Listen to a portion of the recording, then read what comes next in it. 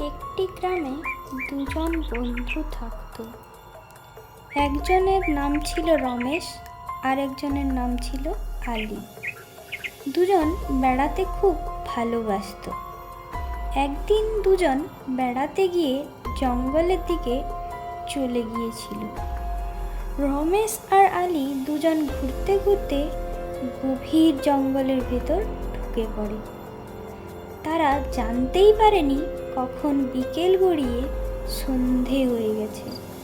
দুজন চলতে চলতে রমেশ বলল, আমরা মনে হয় জঙ্গলের অনেক ভেতরে চলে এসেছি।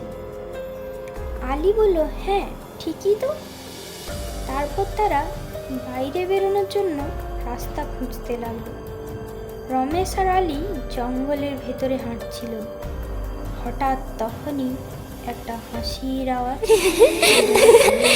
পৌঁছালো।